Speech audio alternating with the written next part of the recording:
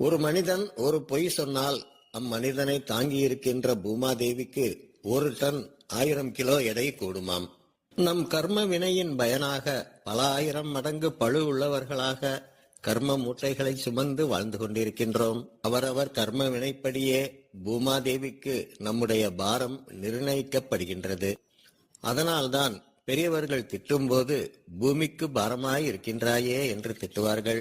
இவ்வாறு கலியிலே அதர்மங்கள் பெருகி வருவதால் அளவுக்கு மீறின பூபாரத்தினாலேதான் சுனாமி, புயல், நில அதிர்வு போன்ற இயற்கை சீற்றங்கள் ஏற்படுகின்றன என்பது சித்தர்கள் வாக்கு. அதுவே உண்மையும் ஆகும். மனிதர்களின் ஏராளமான பாரத்தை சுமக்கின்ற பூமாதேவியானவள் ஓர் யானை பூமியின் மேல் நடக்கும்போது ஓர் தாமரை பூவினை தாங்குவதைப் போல உணர்கின்றாளாம். ஏனென்றால் யானை கர்மா இல்லாத ஜீவன். கர்மா இல்லாத ஜீவன் என்பதாலே தான் அனைவரையும் ஆசீர்வதிக்கும் தகுதி யானைக்கு மட்டுமே உண்டு. இவ்வளவு பெரிய உருவம் கொண்ட யானை பாகன் வைத்திருக்கின்ற 3 அடி அங்குசத்திற்கா பயப்படப் போகின்றது?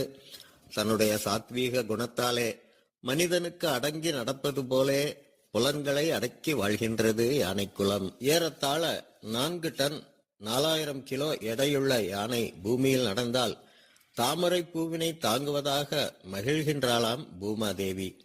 அதனால்தான் திருவிழா காலங்களில் சுவாமி திருவீதி உலா வரும்போது யானையை நன்கு அலங்கரித்து சுவாமியின் முன்பாக நடந்து வரும் வழக்கத்தை நம் முன்னோர்கள் ஏற்படுத்தி வைத்திருக்கின்றார்கள். மதுரை புராணத்தின் 2வது படலமாகிய வெள்ளை யானை சாபம் தீர்த்த படலம் என்ற புராணத்திலே சுவையான பல செய்திகளும் அதிசயிக்கத்தக்க விளக்கங்களும் பொதிந்துள்ளன. அடுத்தடுத்த பதிவுகளிலே தொடர்ந்து காணலாம்.